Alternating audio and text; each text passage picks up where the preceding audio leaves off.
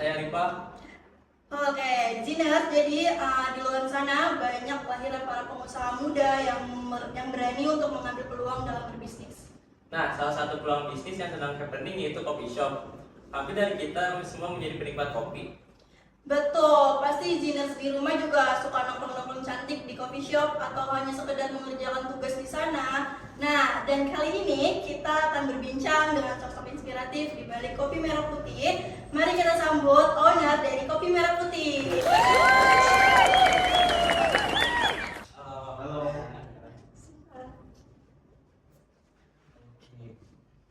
Oke, kadang sebelumnya terima kasih ya udah mau meluangkan waktu untuk kita. Oke, kadang bisa untuk cerita sedikit kayak gimana sih awalnya tertarik untuk membuka coffee shop? Oke, mungkin apa ya, Kopi Merah Putih itu pasti kan awalnya tuh karena kami mahasiswa kan, jadi internal Kopi Merah Putih itu sebenarnya mahasiswa semua. Jadi tuh aku S1 di Telkom Bandung, 2 tahun yang lalu baru lulus. Terus kan kita mahasiswa terbiasa minum kopi itu apa ya, bahkan lebih dari makan berat gitu. Iya betul. Biasanya sehari-hari makan berat warteg misal katakanlah 10.000, 15.000, 20.000. Ngopi sehari bisa 2 kali gitu, yang di coffee shop 20.000, 30.000, dan itu nggak cuma 1 kali gitu, bisa 2 kali. Ya akhirnya gimana caranya di saat fase mahasiswa yang nggak ada pendapatan, tapi minimal kita bisa mengurangi pengeluaran gitu sih. Ya kenapa nggak bikin kopi sendiri gitu aja sih, yang ternyata modelnya jauh lebih rendah gitu sih. Awal mulanya banget kalau secara aku pribadi. Oh berarti sama mulai itu kayak karena keseringan nongkrong kali ya? Iya, apa ya, nugas-nugas tiap hari, lama-lama berasa juga pengeluaran bulanan gitu. Tapi untungnya selama aku aktif kuliah 4 tahun di Telkom tuh, 1 tahun pertama kan wajib asrama di Telio tuh, 3 tahun berikutnya aku nggak pernah ngekos, tapi tinggal di sekretariat Mapala, masuk pencetalan. Jadi selama kuliah aku aktifnya di Mapala dan bertemulah perkebunan kopi dan alumni-alumninya gitu sih. Karena emang suka naik gunung juga gitu kan? Suka, tapi aku di Mapala aku divisinya para layang, nggak naik gunung yang terbang. Keren. Nah, dari yang kita udah riset sebelumnya, katanya tuh biji kopi yang digunakan itu menanam sendiri abang ya? Apa Iya. sih yang menginspirasi abang ini? Sebenarnya Mapala aku itu kan organisasi pertama di kampus dari tahun 91, terus 92 resmi jadi organisasi, dan alumni kan banyak banget kan, ada 400-an alumni. Nah aku tuh sebenarnya yang mengurus kopi di Mapala aku tuh generasi ketiga. Jadi panjang cerita, di Bandung tuh kan ada Sungai Citarum, salah satu sungai tercemar di dunia, sungai terpanjang di Jawa Barat, 297 km, yang hulunya di Bandung Selatan. Oh. Hilirnya di Jakarta dan Bekasi. Dan sepanjang sungai itu apa ya, sungai tercemar gitu, dan kita kalau mau ngebenerin sungai itu nggak bisa dari tengah-tengah atau hilirnya, tapi harus dari hulunya kan. Nah kami menemukan isu konservasi dan baru menemukan kopi itu solusi sih dari sisi tanamannya. Itu generasi pertama di Mapalaku. Generasi kedua yang mulai menanam, pendekatan masyarakat, pemprosesan kopi, dan generasi ketiga baru aku ke kedai-kedai gitu sih. Jadi kalau branding Kopi Merah Putih itu baru 1 tahun sih sebenarnya, tapi coffee shop yang kami kelola tuh udah 5 tahun lebih. Udah lumayan lama juga. Iya, Merah Putih itu sebenarnya brand apa ya, nama baru dengan konsep nasionalisme sih gitu. Berarti ada beberapa coffee shop lain yang Iya. memakai biji kopi itu? Ada 7 dan itu pengelolaannya dari Mapalaku semua gitu sih. Kalau Merah Putih baru 3. Nih, dengan kakak memproduksi biji kopi sendiri kayak ada nggak ya perbedaan dari harga jual, terus cita rasa dengan tempat lainnya? Ironinya komitmen kami kan sebenarnya gimana caranya proses kopi yang panjang banget, ada puluhan tahapan misalkan, dan berbulan-bulan tuh kita potong. Analoginya misalkan kita ke pasar, ke sayuran, belanja sayur, ya mungkin kita belanja sayuran tuh nganggapnya kayak murah banget di pasar, padahal di petani jauh lebih murah, dan yang kaya tuh selalu tengkulaknya gitu, atau tokonya, atau pihak ketiganya. Nah kami ingin memotong jalur itu, gimana caranya, istilahnya fair trade. Jadi harga si petani itu apa ya, untungnya kan sebenarnya 11 kopi modal 3.000 jual 25.000 misalnya 20.000. Yang kaya selama itu selalu kopi shop atau yang milik investornya gitu. Nah kami ingin si petani itu merasakan dividen keuntungannya. Jadi ya istilahnya kami itu nggak, sebenarnya kayak nggak beli biji kopi, tapi menggaji per bulan dan merasakan keuntungan lebihnya gitu sih. Tantangannya ya ironinya pasti harganya jauh lebih mahal dibandingin kami beli di pasar. Karena kalau ingin apa ya, menyamaratakan ya keadilan harga, otomatis ya dinaikkan kan harganya. Dan apa ya, mirisnya bisnis kopi sekarang tuh nyarinya yang paling murah terus bahan baku. Itu sih ironinya. Ya kalau misalnya selama ini kita lihat besar-besar tuh selalu menekan harga sebenarnya di sisi hulunya. Tapi kalau untuk cita rasanya Kak, Cita rasa sebenarnya itu hal yang berbeda dari bahan. Uniknya F&B itu challengingnya gimana caranya bahan yang biasa-biasa aja karena kamu yang membuatnya jadi luar biasa gitu sih. Tapi khususnya biji kopi kami, karena kami kan sebenarnya komitmen di kualitasnya. Jadi tiap tahun tuh emang apa ya, fokus banget di pengelolaannya, fokus ikut lomba, dan tahun ini sih udah ada sertifikatnya 15 besar nasional. Jadi gitu sih maksudnya. Ya kalau F&B sebenarnya banyak permainan sih kalau rasa ya. kayak tergantung juga dari baristanya nggak sih Kak? Iya, benar. Cara ngelolanya. Ya, dan tersertifikasi juga sekolah-sekolah. Nah untuk konsep sendiri dari kopi merah putih itu gimana Kak? Merah putih itu kan konotasinya tentang warna bendera kan, merah dan putih, ya nasionalis kan udah jelas. Ya kami ingin sih membawa rasa nasionalis itu yang selama ini kayak apa ya, zaman-zaman dulu banget kan, orang tua zaman dulu tuh nasionalis tuh kayak Soekarno, penjajahan atau kemerdekaan. Ya kami ingin membawa dengan kopi. Karena kopi itu spesifik cuma bisa ditanam di antara garis 5 derajat ekuator atau katulistiwa. Indonesia kan salah satunya. Nah kami ini pengen apa ya, bangga dari produk lokal sendiri gitu. Kayak selama ini kan brand-brand luar Eropa yang nggak bisa tanam kopi itu selalu punya nama di Indonesia. Ya kami ingin kebun kopi sendiri, roasting sendiri, dan kafe sendiri gitu sih. Bagus sih inovasinya kayak gitu ya bang ya. Iya. Gimana sih bang cara memasarkan coffee shop abang sendiri terutama dengan konsep yang unik ini? Memasarakannya sih gampangnya aku menganalogikan aku sebagai pelanggannya bukan sebagai pengusahanya. Jadi ya apa mauku gitu sebagai pelanggan, karena itu kan berawal dari kebutuhanku sebagai mahasiswa kan, kayak mahasiswa nih cocoknya apa. Nah di kopi merah putih itu pengennya bukan kayak kopi shop yang hype gitu sih, tapi pengennya kita mau mengenalin budaya interaksi.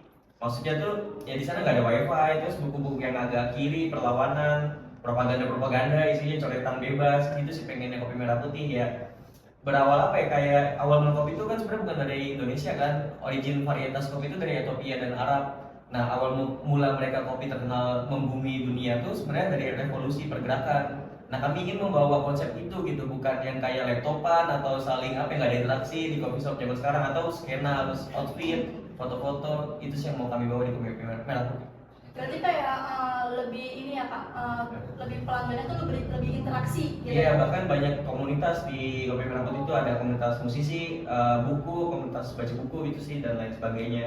Dan akhirnya apa ya, mengseleksi gitu otomatis pelanggan-pelanggannya yang emang mau ngobrol ke Kopi Merah Putih, yang mau diem-dieman buka laptop ke kedai kopi lain aja gitu. Dan yang nggak main game gitu kan, kayak seharian di coffee shop kayak nunduk gitu kan, nggak ya. Jadi kita harus ngobrol, harus berinteraksi juga. Sering bang, apalagi zaman sekarang kan banyak kayak gitu kan ya. Untuk abang sendiri ada nggak sih tantangan yang datang internal ataupun eksternal gitu? Banyak pasti, karena pertama Merah Putih itu kan suatu konsep yang berbeda dari F&B lainnya, spesifiknya kopi shop kan. Pasti kan itu ngaruh banget, kayak mungkin spesifiknya itu internalnya mahasiswa semua, baristanya juga, apalagi pelanggannya kan yang jauh lebih apa ya, rebel lagi gitu, nggak yang diam-diaman. Pasti kan di kedai itu ya perdebatan itu bagi kami hal yang sangat wajar tiap jam gitu. Jadi ada apapun gitu, misalkan baca buku dan lain sebagainya, dapat ilmu apa, nanya-nanya, perdebatan dan lain sebagainya. Interaksi itu bagi kami hal yang biasa. Terus ya dengan kebebasan itu pasti kan banyak banget tantangannya kan. Pertama misalnya kopi shop itu sebenarnya nggak boleh satu lantai si mesin kopinya dengan ruang harus ruang AC kan. Di sana tuh jadi ya kami menolak itu. Jadi di lantai satu kami itu di Depok khususnya, mesin kopi itu satu lantai dengan perokok. Itu banyak banget yang mengkritisi. Cuman bagi kami lebih baik mesinnya rusak daripada interaksinya nggak ada, karena bagi kami kan kopi dan rokok tuh walaupun aku nggak ngerokok, apa ya, budaya yang nggak bisa dihilangkan gitu, kedua itu. Gitu Ya kami lebih senang interaksinya dibandingin mesinnya. Mesin rusak kayak ganti aja gitu sih ya, tapi kami nggak mau hal yang tak ternilai itu hilang gitu sih. Kalau internalnya ya lebih ke konsepnya kali ya, kayak dia sebenarnya kayak bukan kerja sih, kayak nongkrong aja. Pertama SOP-nya nggak ada, terus outfitnya nggak ada, batasan-batasan interaksinya nggak ada, yang bebas aja gitu sih. Tantangannya pasti banyak banget, yang apa ya, data-data nggak kelola dengan baik, tapi ya udahlah, itu natural yang Merah Putih aja lah gitu sih kalau bagi kami. Tapi kalau untuk keuangan tuh aman aja Kak? Aman. Kuncinya bisnis sih jangan sampai minus ya, mau konsep apapun ya, kuncinya apapun konsepnya keuangan kan kunci ya. Ya kami masih aman aja dan nggak pernah minus sih untungnya, dan stabil weekend weekday sama aja. Balik lagi ke cara pemasaran kakak, kayak ada kakak pernah ini nggak kayak misal manggil influencer atau apa untuk visit ke Kopi Merah Putih gitu? Sebenarnya enggak sih, apa ya, karena kami tahu itu cara termudah untuk mengenalkan suatu brand, tapi nggak natural aja sih. Bang Kopi Merah Putih itu followers yang ada mungkin hampir menyaingi followers pribadiku. Itu natural benar-benar dari pelanggannya, bukan dari aku atau dari iklan. Itu sih bangganya. Jadi kami lebih bangga sedikit tapi natural dibandingin banyak, tapi ya beli walaupun pakai uang bisa gitu sih. Tapi kayak untuk di Instagram atau apa untuk konten mah ada gitu ya Kak? Aku pribadi sih paling yang konten-konten cuma lebih ke update lengkap aja ya, sih. lengkap Iya, ya. kalau kamu cek juga username kopi_merah_putih itu pendekatan tuh benar-benar apa ya, teman aja, bukan bisnis dan coffee shop. Ya sit posting banyak banget dan lain sebagainya gitu sih. Berarti kerja sambil nyantai ya. Iya, kayak nggak kerja banget.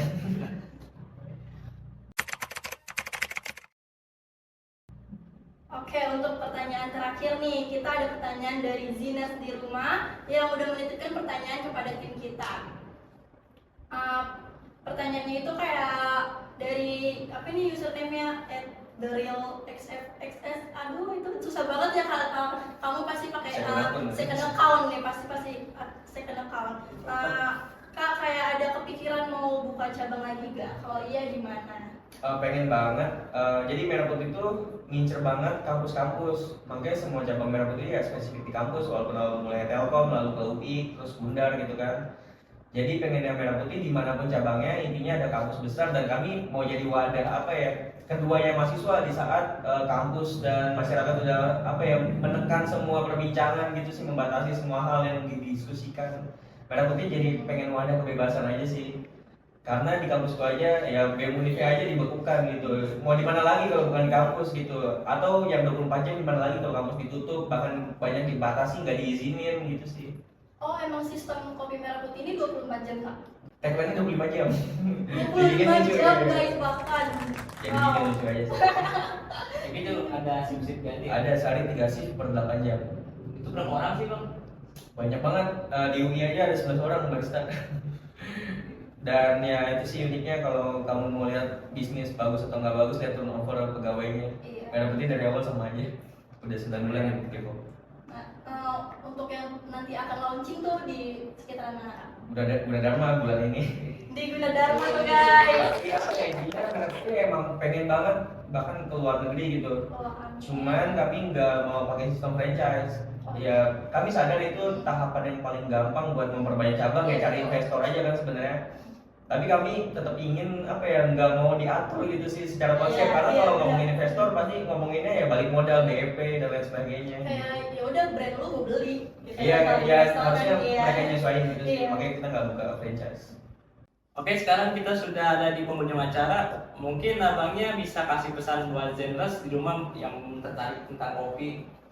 Oke, kopi itu harapan aku udah nggak jadi kebutuhan lagi, padahal itu bisa jadi media gitu, media untuk kamu kenal dengan yang lain, media untuk kamu berdiskusi dan lain sebagainya. Harapannya kamu sadar ya, kopi itu bukan nyari kafeinnya doang, tapi ini bisa mempereratkan antar koneksi mahasiswa dan manusia lainnya gitu sih. Oke, terima kasih banyak Kak Adam atas waktu dan cerita-ceritanya. Semoga cerita kakak tuh banyak yang menginspirasi para Ziners di rumah.